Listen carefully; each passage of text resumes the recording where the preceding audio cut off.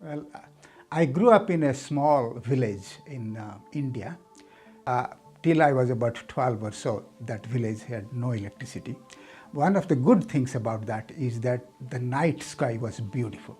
The night sky was full of stars, and my father, he had the habit of sitting outside after dinner and watching the sky. I would often sit next to him, and he would explain to me the motion of the stars. I was fascinated by that.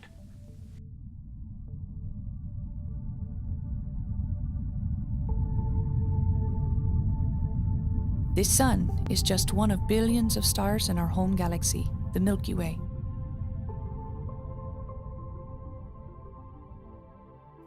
These stars are amazingly diverse, spanning wide ranges of mass, size, and temperature, from the smallest red dwarfs to the largest hypergiants.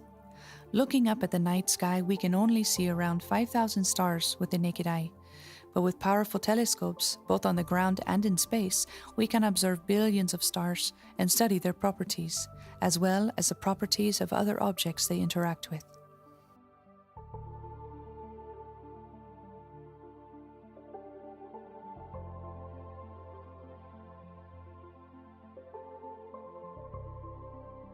In 1915, Albert Einstein published his theory of general relativity. One prediction of the theory is that space is warped around massive objects. This means that the path of a light ray passing close to a star will be deflected by a small amount.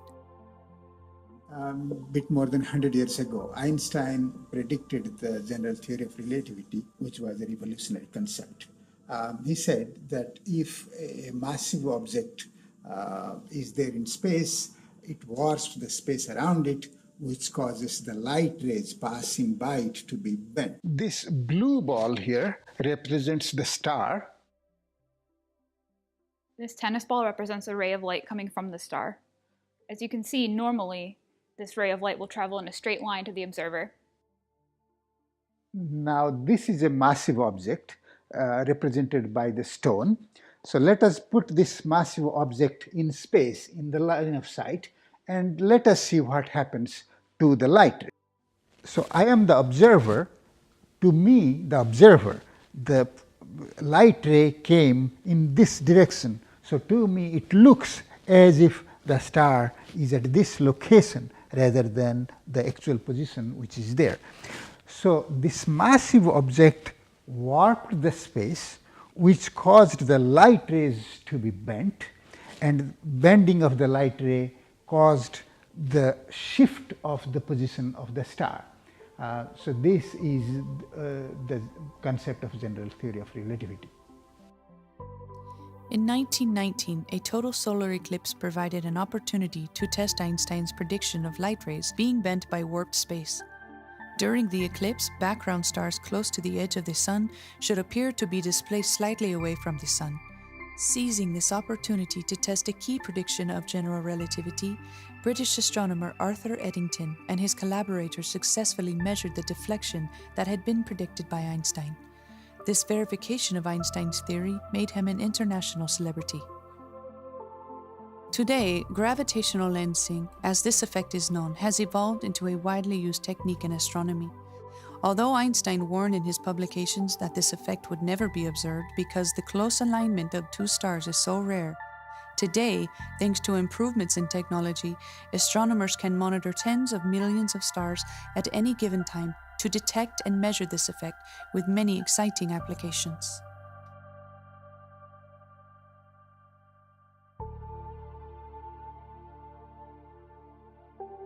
Microlensing occurs when a background star becomes aligned with an intervening object, such as another star, a black hole, or a planet. The light from the background star is deflected by this object's gravity, as predicted by Einstein, and is redirected towards an observer. Because this effect is similar to a classic optical lens focusing light, it was named microlensing. In this case, the intervening object is called the lens, and unlike an optical lens, produces not one but several images of the background star, which is called the source. When the lens is only around the same mass as the Sun or less, these individual images of the source cannot be resolved, even with the most powerful telescopes available. But because the combination of images is brighter than the source star alone, we can observe the source becoming brighter, sometimes hundreds of times brighter. Then, as the source and the lens move in and out of alignment, typically over a few weeks, we can monitor the source's brightness as it changes, first becoming brighter and then returning to its original brightness, peaking as the alignment is closest. This is what we call photometric microlensing.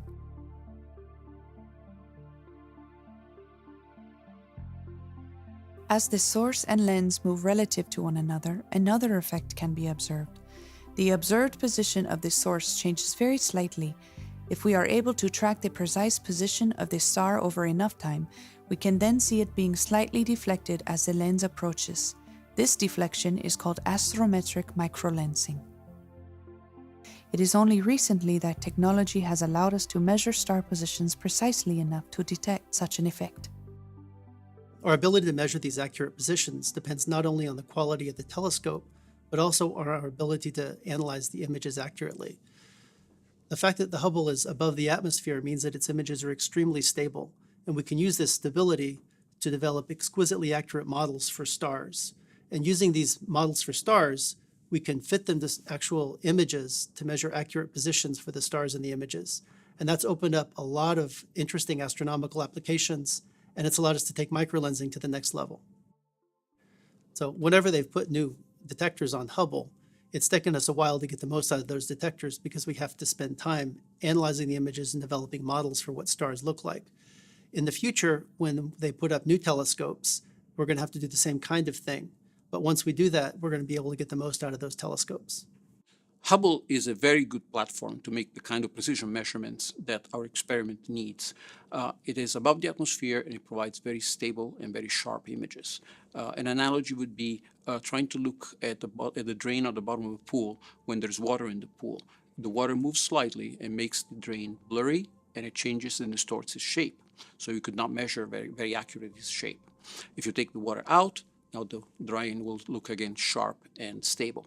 The same happens with telescopes on the ground. There are miles of air above them, between them and the sky, and so as the air moves slightly through wind or something, it changes the position of the stars ever so slightly enough to be a problem for this type of precision measurements.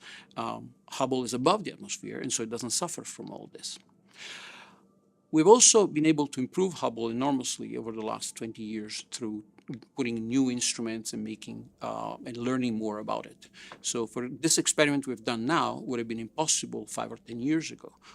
We have made the precision better by a factor of several. We've also learned new ways to use the telescope, among which we now can, for example, observe a piece of the sky while the telescope is moving slightly, which makes certain measurements better. We have now been able to measure the distance of stars thousands of light years away, and also even follow the very slow motion of a galaxy across the sky. By observing photometry of a microlensing event, we get some limited amount of information as to the nature of the lens in the event, but we don't get the full story. By tracking the brightness of the source star in the event, we know over which timescale the event happens, which gives us an estimate of the mass of the lens. But if we can observe astrometric microlensing too, we can do much better than that.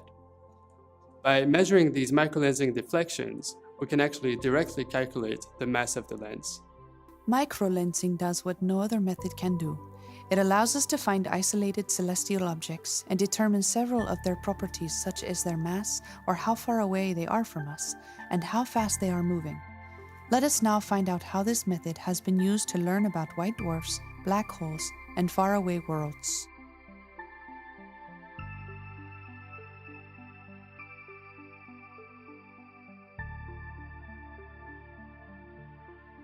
What happens to stars when they run out of fuel? If they are massive enough, they will usually collapse and become black holes or neutron stars. But the majority of stars, including our own sun, are not massive enough for this, and instead they will end their slow evolution as white dwarfs. White dwarfs are an unusual kind of star that were discovered a little over 100 years ago. Now, astronomers at that time knew that stars that are white or blue in color are very bright stars. For example, the brightest star in the sky, Sirius, has a white color, or the star Vega. But they had discovered a few stars that were blue or white in color, but extremely faint. This was a big puzzle at that time, and the name white dwarf was adopted for these objects. Now, to understand the structure of white dwarfs took another 20 years or so, and a young student named Chandrasekhar worked out the theory of white dwarf stars. And he argued that as a star uses up its fuel, it will begin to contract and collapse, getting smaller and smaller, until finally you reach a point where the electrons cannot be squeezed anymore together. And that then that stops the contraction, and you have this very small object about the size of the Earth, and yet containing almost as much mass as our sun. If you took 1 cubic inch of a white dwarf, it would weigh probably 20 tons and crash right through the floor down into the basement.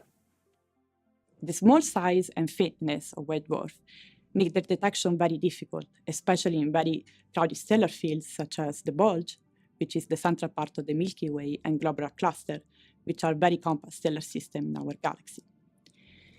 Using Hubble Space Telescope images, our team identified 70 white dwarfs in the center of the Milky Way by comparing colors of bulge stars to models. The hot white dwarfs are indeed much bluer and fainter relative to other stars. This was the first time that white dwarfs were ever observed in the galactic bulge. And these 70 are only the tip of the iceberg, because models predict there should be at least 100,000 white dwarfs in the small area we observed with Hubble. Since there are so many of them, characterizing the properties of white dwarf can provide important information on the star formation of the Milky Way and on similar more distant galaxies. The study of the white dwarf can ultimately lead to a more precise estimate of the age of the bulge and the Milky Way, and help us determine if stars form differently in different parts of the galaxy. Hubble Space Telescope, for instance, allowed us to identify about 6,000 white dwarfs in the most massive globular cluster in the Milky Way, Omega Cen. The colors of Omega Cen white dwarf may indicate that the fate of stars in globular cluster, where stellar density is higher, can be different than in the rest of the galaxy.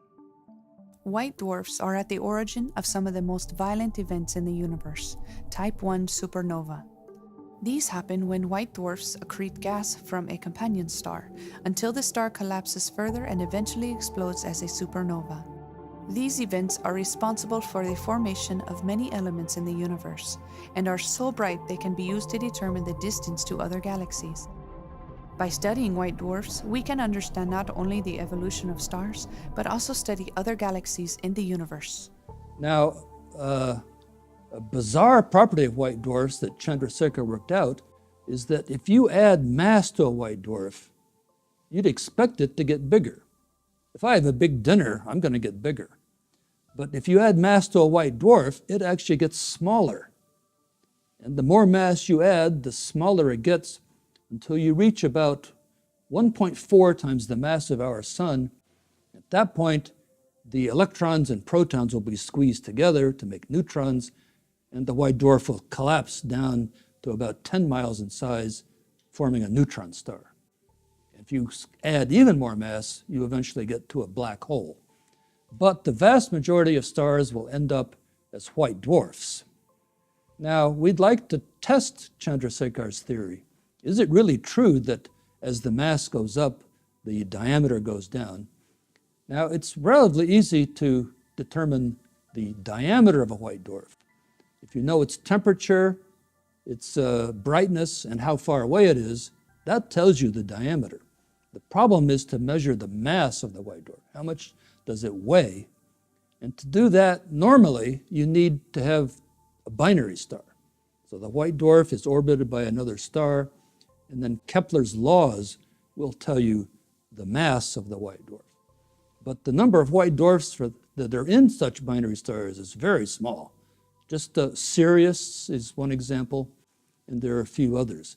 So we'd like to have a method that works for single white dwarfs, and the method that we've used based on the Hubble Space Telescope is the deflection of the background image of a star if a white dwarf happens to pass in front of it.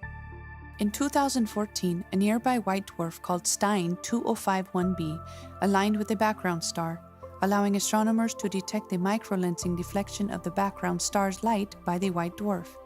This was the first time such a deflection was measured for a star other than our own sun. When you look at the night sky, the stars look fixed. But if you look at the sky through a telescope over many years, you would find that the stars actually move, although movements are tiny, movements are very tiny. As the stars move, it can happen that sometimes one star would come almost exactly in front of another star. And when that happens, the star in front would cause the light from the background star to be deflected. And that would give us an opportunity to measure the mass of the star in front. Now, we proactively looked for such events. We projected the trajectories of all the about 5,000 fast-moving stars to see if one of them would come in front of another star. One of them was very interesting. In 2014, the nearby white dwarf, Stein 2051b, would come almost exactly in front of another star, and that was a wonderful opportunity to measure the mass of this white dwarf. So we observed this with Hubble Space Telescope to measure the mass of this white dwarf, and this is a very direct way to measure the mass. It is like putting a star on a scale and watching the needle move. You see the deflection, which directly tells you the mass of the star. With Hubble Space Telescope observations spread over a few years around the time of best alignment, the team of astronomers were able to measure this signal and to use this to determine the mass of Stein 2051b. So the challenge with this measurement is that we need to measure a really faint star next to a really bright star. It's like measuring a firefly next to a really bright flashlight. So in order to do this, we have to figure out how to subtract the bright flashlight so that we can precisely position the firefly, figure out exactly where it is in the image.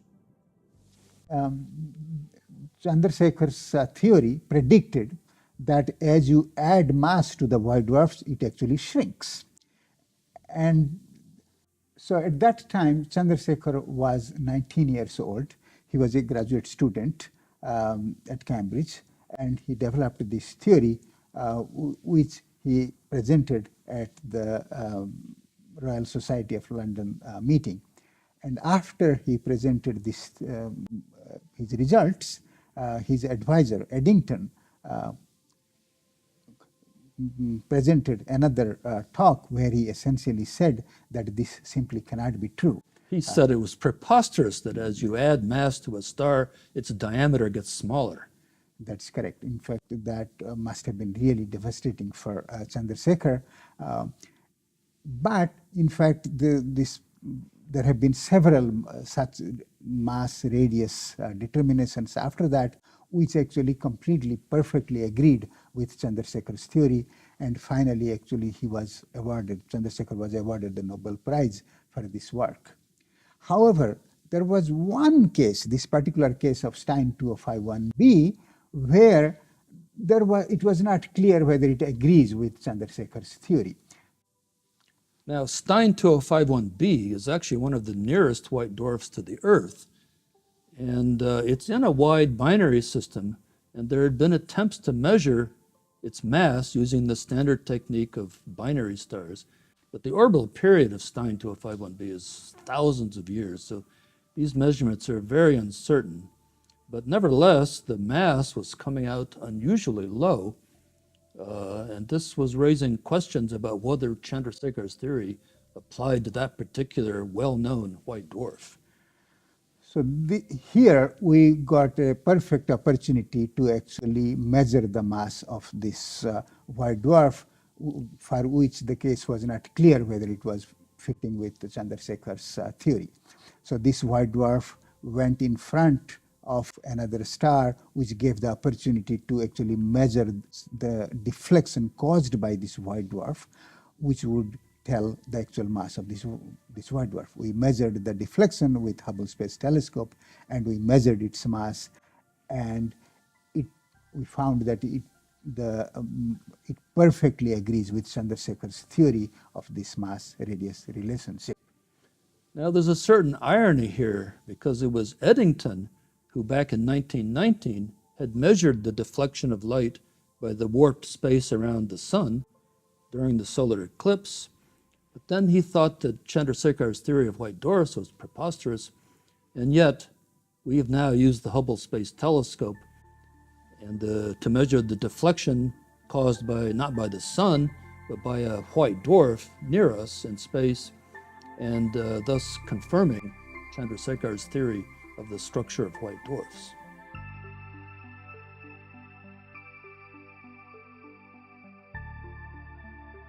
What exactly is a black hole? The majority of stars will end their life as white dwarfs, but a different fate awaits the most massive stars.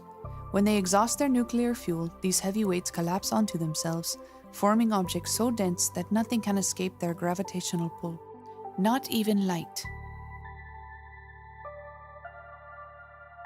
Some black holes have been detected by observing the effect they have on their environment, like the supermassive black hole at the center of the Milky Way, around which stars are orbiting. Other black holes have been caught consuming companion stars or surrounding gas, leading to the production of X-rays, which can then be detected by telescopes both in space and on the ground. Recently, black holes in other galaxies have also been detected because of the gravitational waves produced by two black holes merging. But what about single black holes, the ones that have no observable direct effect on their surroundings? So the sun-like stars end their lives as white dwarfs, but the stars which are more massive, say about more than 20 times the mass of the sun, they end their lives as black holes. Now, astronomers have estimated how many black holes there should be in the galaxy, and they estimate that there should be about 100 million black holes in the galaxy. And a large fraction of these 100 million black holes should be isolated. They should have no companions. And out of these 100 million, not even one black hole has ever been detected in the galaxy. There have been some detections of black holes in binaries, means the black hole has a stellar companion, where you can measure the velocity of the binary companion and infer the presence of the black hole. So about 20 such binary black holes have been detected. The black holes in binary systems have been detected, and but none in isolated systems have been detected. Now, the properties of black holes in binaries may be slightly different from properties of single black holes. So it is important to detect the isolated black holes and measure their properties. Astrometric microlensing is the only way by which you can detect isolated black holes. You can not only detect, actually you can, through astrometric microlensing, detect the black hole, measure its mass, and measure its distance and the speed with which it's moving. So when a black hole comes in front of another star, it causes not only the photometric brightening, but it can also deflect the light from the background star. And that combination of this photometry and the astrometry is a very powerful tool, which tells us all these different properties of the black hole. A few years ago, a team led by astronomers at the Space Telescope Science Institute in Baltimore began an ambitious observing program to try to detect these isolated black holes. Using the Hubble Space Telescope, they monitored stars in dense regions of the center of the Milky Way in the hope of detecting astrometric microlensing deflections caused by black holes. So by now, thousands of microlensing events have been detected using ground-based telescopes, and the lenses must be by all kinds of objects, from brown dwarfs to stars to black holes. The time scale of a microlensing event on average scales with the mass of the lens. So if there is a long duration microlensing event, it is generally thought to be caused by a massive object. And if that massive object does not emit any light, then it is more likely that the lens is a black hole. But it's not always a black hole, because sometimes it can so happen that the lens is a very less massive object, but it happens to be moving very slowly, in which case the timescale also can be very long. So how can we distinguish between a black hole, a normal moving black hole, or a slow moving, less massive object? Well, astrometry is the key. If the lens is a black hole, then the deflection would be large enough that we can actually measure the deflection using Hubble Space Telescope. If the lens, say, is a black hole with a mass of about 5 times the mass of the Sun, then the deflection is expected to be about 2 milliarc seconds. To give you an analogy, consider this US quarter. This US quarter is placed at the top of Empire State Building in New York. Now you are looking from Kansas City at this US quarter on Empire State Building. Now the angle that this US quarter subtends from Kansas City is 2 milliarc seconds. And as the black hole passes in front, the source moves by this extremely tiny amount from one end of the US quarter to the other end as you are viewing it from Kansas City. This is an extremely tiny motion, and Hubble has the capacity to detect such extremely tiny movements, and this is a key for our project. In addition to this, they obtained data with ground-based telescopes, including one of the world's most powerful, the European Southern Observatory's Very Large Telescope, in the Atacama Desert in Chile. This allowed them to obtain precise photometry, in addition to the astrometry from their Hubble observations. The advantage of using ground-based telescopes to observe microlensing events is that we can observe much more frequently than we could with just the Hubble Space Telescope. If we can observe a microlensing event with both ground-based telescopes and Hubble, we can combine the photometry from the ground with a very precise astrometry from Hubble, which then gives us a way to directly calculate the mass of the lens in the event.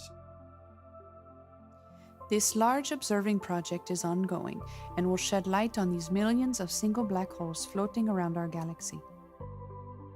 Although we know about small black holes of masses a few times larger than the Sun's, and supermassive black holes hundreds of thousands of times more massive than the Sun, there is a gap in this range that we know very little about.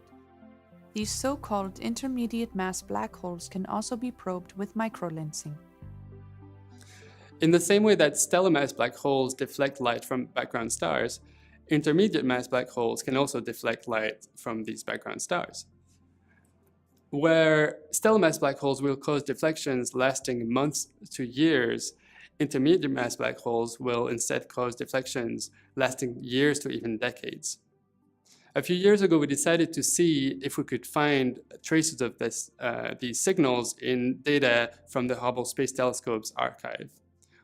Since the telescope Hubble had been flying for about 25 years, we figured some of these signals might actually already be present in existing data. So we identified a promising home for such an intermediate mass black hole in the sky in an object called a globular cluster. And we decided to analyze all of the existing data from the telescope's archive for that object. Now, people have tried finding these intermediate mass black holes using other techniques. For example, these black holes are expected to eat their surrounding material, accrete material leading to the production of X-ray emission that can then be detected. So people have tried detecting this X-ray emission. Other methods have been used to also try to detect black holes. But crucially, all of the promising signals that have been found so far can also be explained with alternative scenarios that don't actually involve an intermediate mass black hole. The beauty of microlensing is that if such an astrometric microlensing signal was detected, we would know for sure what is causing the lensing. We would know if it was an intermediate mass black hole with no ambiguity at all. If we can observe astrometric microlensing, we can do much better than that. By measuring these microlensing deflections, we can directly calculate the mass of the lens. Microlensing is enabling astronomers to probe the large population of single isolated black holes in our galaxy in ways that would have been impossible with other methods. What this technique will eventually reveal about these objects will tell us about how they influence and contribute to the evolution of the Milky Way and other galaxies.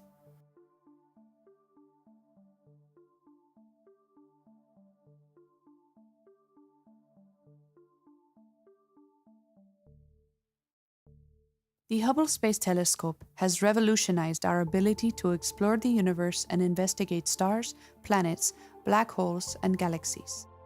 For the particular field of microlensing, Hubble has allowed astronomers to apply a century-old idea to millions of stars in our galaxy.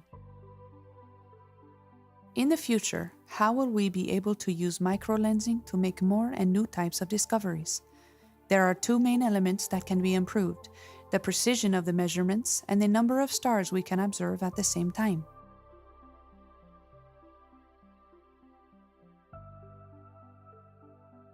The next space telescope to be launched within the next couple of years will be the James Webb Space Telescope, or JWST. JWST will have a mirror diameter over 2.5 times Hubble's. Combined with state-of-the-art cameras and instruments that will be mounted on the telescope, this will allow us to measure tiny deflections 2 or 3 times more precisely than what is currently possible with Hubble. Since the size of the deflection decreases as the mass of the lens gets smaller, this means we will be able to detect signals caused by many stars less massive than the Sun, which make up most stars in our galaxy. But the true revolution for microlensing will come with the mission that will launch in the mid-2020s. The Wide Field Infrared Survey Telescope, or WFIRST for short, will have a mirror the same size as Hubble's, but will have a field of view between 100 and 200 times larger. This means that we will be able to observe up to 50 million stars simultaneously. At any given time, hundreds of those will be involved in a microlensing event, including many stars with planets around them. When a planet is orbiting the lens star in a microlensing event, the planet can produce a small additional signal in photometry. If this signal can be detected, it can reveal information about the ratio of the planet's mass to that of its host star. Being able to determine the mass of this star would then enable us to calculate the mass of the planet. Astrometric microlensing has the potential to do just that. By detecting both the small photometric signals due to the planet and the shifts in position of the source star due to the planet's host star, we could determine a planet's mass directly from our observations. Because measuring astrometric microlensing signals caused by stars similar to the Sun can only be done from space, this is currently very difficult to achieve and can only be done for a few microlensing events. In the future, when more resources and larger telescopes are used for microlensing observations, we will be able to measure more precise masses for thousands of planets, giving us deep insights into an age-old question: are there many other planets like the Earth? In the past 30 years, we have begun to gain some measure of the astonishing numbers and variety of worlds beyond the solar system. This has shown us that planets are likely to be found around most stars. When WFIRST is launched, a treasure trove of discoveries will await us. Thanks to the detection of both photometric and astrometric signals in microlensing events, we will be able to measure the mass of thousands of planets, black holes, and stars. These discoveries will provide us with new information about the makeup of the Milky Way, helping us to get to know our corner of the universe just a little better.